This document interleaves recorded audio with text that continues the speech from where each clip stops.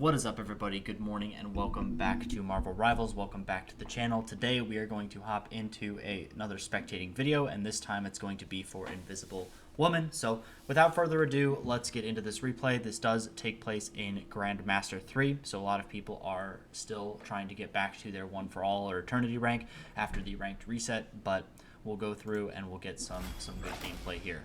As you can see, all these players are pretty high ranked. They all have like the little Grandmaster plus borders, so these are all Grandmaster players. Still a Grandmaster lobby, even though some of these people are in Diamond and all that sort of stuff. So thought it would be good to showcase the Invisible Woman a little bit and kind of go through just some things that I notice about her, some things that people don't really notice about her, and go from there. So they're on attack right off the rip, and they're just going to start pushing this cart. They opt to go up over to this left side, which is a way that I actually haven't seen people play. This map is still pretty new, so I think a lot of people definitely don't know the different directions to go.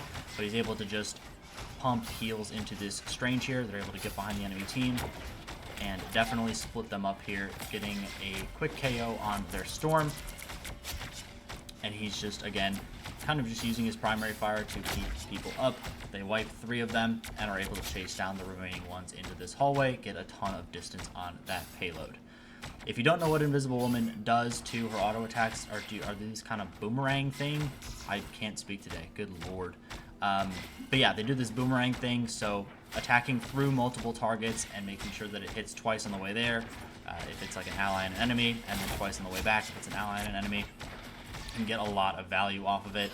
So hallways like this, where she's able to just kind of get closer to the front line. You'll see this this player play a lot further up than I probably would as a healer, but you can see he's able to get a ton of damage into the enemy team, use his left shift to get even more damage, and then hop in there, ult, so that his team is just constantly healing over time, and he's able to pump even more damage into the enemy team, as well as keeping his team alive.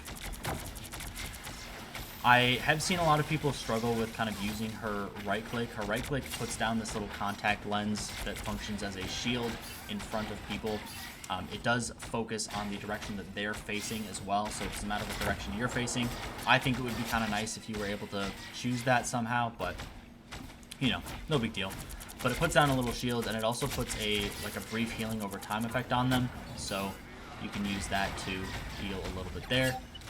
The Magneto, or the Doctor Strange from the enemy team ults, but their Doctor Strange actually blocks it, so they're able to nullify that. They get another 3-piece and are able to keep this momentum, keep this payload moving.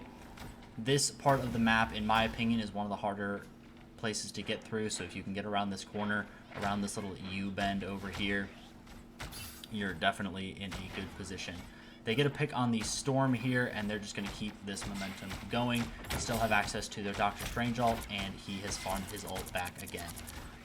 Again, this Invisible Woman player definitely plays a little bit farther up, trying to get more damage on the enemy team, help out there, because this support can do a lot. So, the enemy Moon Knight, it looks like? I'm not sure who that is. Magic, I think. Dark Child's behind them. He's able to keep them alive pretty well. But this character definitely struggles with being dove, so there's a lot of pressure on him right now, backing up. And for some reason, he is able to survive here, using his double jump to get back into stealth, drop combat, and get a little bit of healing. But his other healer definitely seems to be helping him out and keeping him alive there. So, still just pretty much spamming his primary fire, just constantly healing his tanks, keeping the Magneto and the Doctor Strange alive. That's how they're getting all this pressure. And the Hela on his team opts to ult in this very, very enclosed space. Gets a kill on the Moon Knight. His Storm also ults to get people off of the point. Push forward a little bit into this tighter hallway. And they're able to take out the Doctor Strange, stagger them a little bit. As you can see, the magic on the enemy team is just coming up. Doctor Strange will be up in 5 seconds, so... And they are also able to stagger the Mantis and the Cloak and Dagger here, followed by the Moon Knight. So they're going to get a ton of pressure for very, very little effort here. And then they play up ahead of the payload just to make some more space. You can see her using her little shield thing there, using it on this Hela.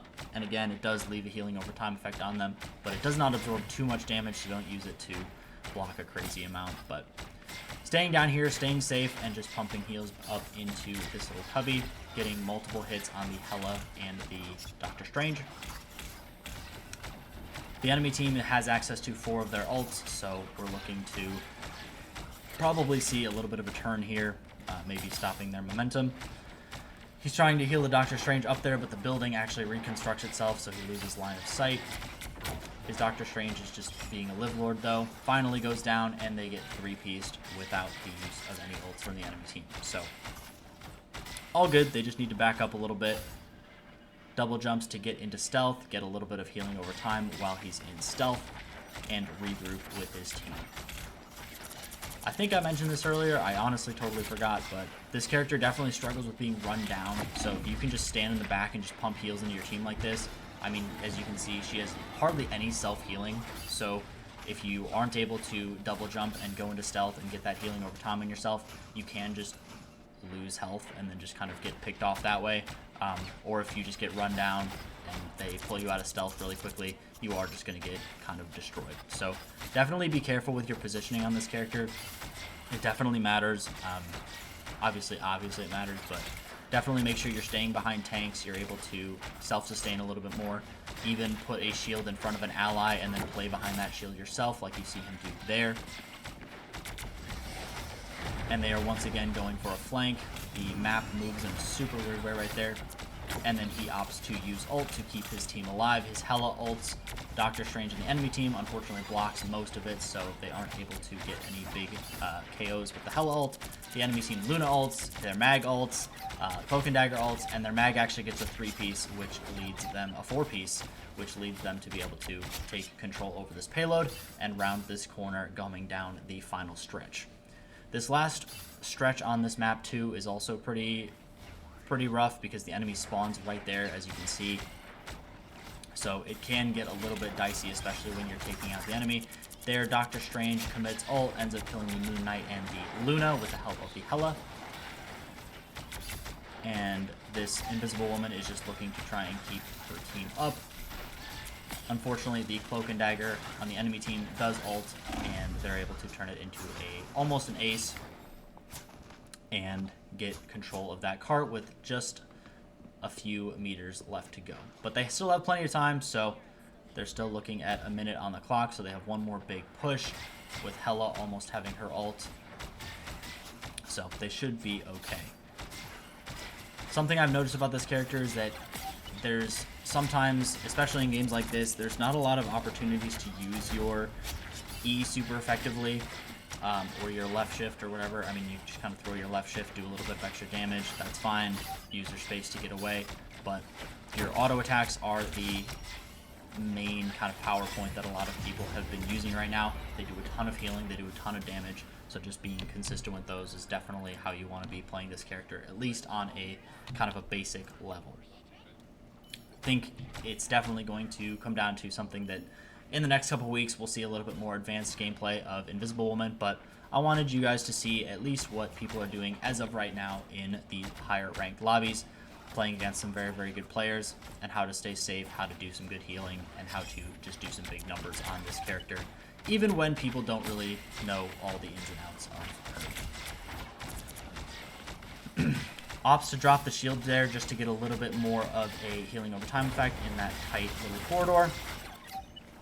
Backs up a little bit, still pumping shields and heals into this Doctor Strange and the Magneto, making sure that they stay healthy. The enemy Storm actually gets picked there, so a lot of the momentum is gotten rid of, and he's already at 60% ult charge, just healing these tanks. Definitely builds really, really good ult charge on this character, just by funneling all the healing into tanks like this. Their Doctor Strange drops really, really low here, but they're able to take him back up to full HP. Drops a bit of a shield, and you can see the health bar for that and the recharge on the right or the left-hand side of my screen. They're able to take out the Loki. Unfortunately, I don't know who just died over there. That was kind of weird. I can't even tell with the replay, but he's built ult. The Cloak and Dagger on his team has ult, so now they're just kind of waiting for a good opportunity to use those. Still keeping this high ground over here, staying safe, staying a little bit further back, making sure that he always has someone in front of him. And the Cloak and Dagger and the Doctor Strange on the enemy team both ult, His Cloak and Dagger opts to counter ult, so that should be enough to counteract that.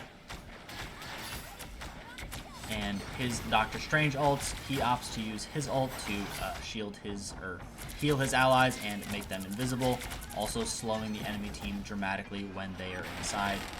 And the enemy Storm ults, so we're just trading ults all over the place. The Loki ults, the Namor ults, there's just a ton of ults going on, and they don't even lose that much ground with all those ults being blown there. So, very kind of crazy fight. Surprised that more people didn't die on that fight, but this character does output a lot of healing, and his Cloak and Dagger is definitely a good ally to have in those situations, especially with Cloak and Dagger all being so strong.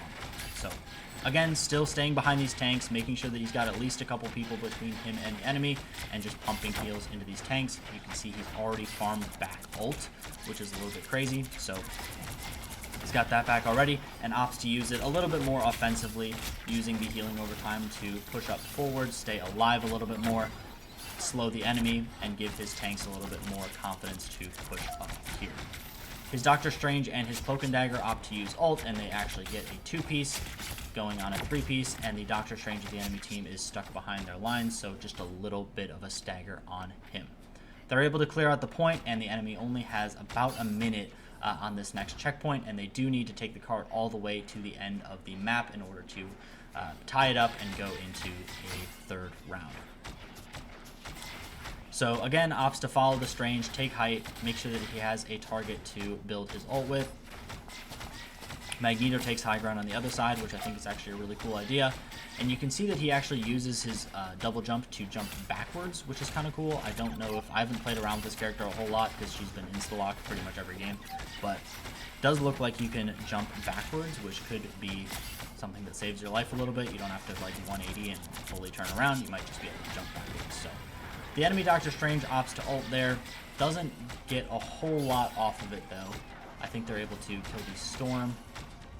He loses the Storm on his team, but they're not in really a huge position to push. The Storm of the enemy team ults him. He counter ults with his. The enemy Cloak and Dagger ults. His Cloak and Dagger ults. And so we're just trading a lot of ults. There's a ton of damage, ton of healing going out. But in the end, the enemy team is able to get a 3-piece there, taking out his tank, his healer, all that sort of stuff. His mag gets a nice kill on the enemy Storm and opts to ult to try and get another kill. Gets it on the Luna. The enemy Hela ults, which is a little bit scary, and he just unfortunately falls there. In overtime, with just a few meters left, the enemy is able to get another bit of control over the cart. I think Strange TP's there, tries to drop back into the point, but is not able to do quite enough there. Just by himself, is miraculously able to stay alive though. That's kind of crazy.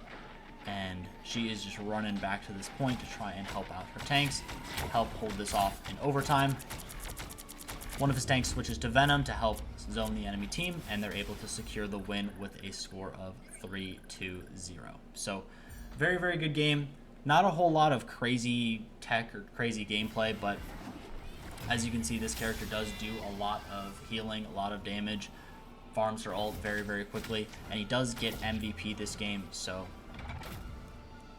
definitely comes in clutch. And as you can see from the scoreboard, we are looking at he goes 21, 3, and 21, does 11,000 damage, so he definitely keeps up as far as damage, puts forth a lot of pressure in that department, and he does another 38,000 healing, which is definitely quite a bit, definitely a good number to be getting, especially in these lobbies. So I hope you guys learned something from this video. I will still be doing more spectating videos, and leave a comment if there's any other specific videos you want to see, anything you want from the channel, and I'm happy to try and make that happen for you guys. So have fun with Invisible Woman, and I will catch you guys in the next one. Bye-bye.